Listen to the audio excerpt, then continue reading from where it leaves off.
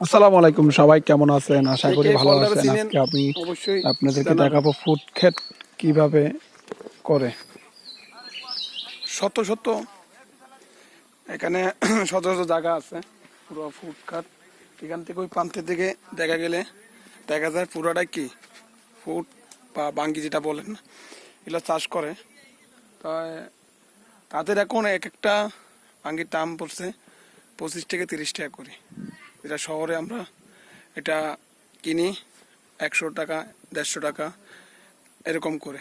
তখন ছোট বড় মিলিয়ে 25 টাকা করে বা 30 টাকা করে তারা কিনে।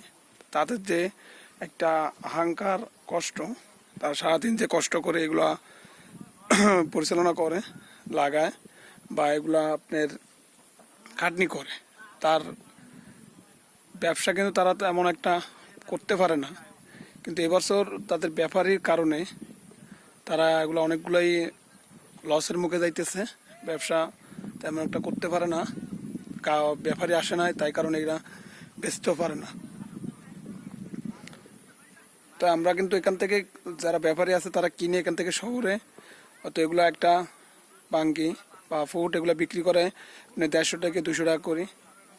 চা কিনে একটা এগুলো এখান থেকে 25 থেকে 30 টাকা করে। তাই তারা কি পরিমাণ লাভ করে, আর একটা কৃষক সারাদিন কষ্ট করে তারা কি পরিমাণ লাভ করে। তো ব্যাপারে ব্যাপারে এগুলো হচ্ছে ব্যাপারে, তারা ফুড টিয়া হিসাবে কিনছে। তারা তাদের যে সাইজগুলো দেখছে সাইজ মতো মাল কিনা তারা কাটবে। তো এখানে টানার লোক আছে, আলাদা করে টানতেছে, টাইনে এক সাইড করতেছে এগুলো। প্রতি পিস 3 টাকা করে টানে, এই মাথার থেকে এই মাথা। যে যত টানবে তা সে ততই টাকা পাবে।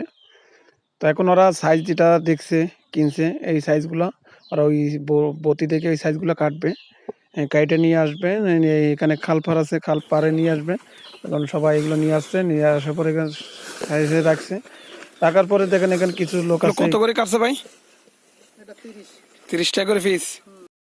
এখানে এক লোক আছে, সে শুধু ফুড গুলা গুনে গুনে এক জায়গায় করে টাল দিয়ে রাখতেছে।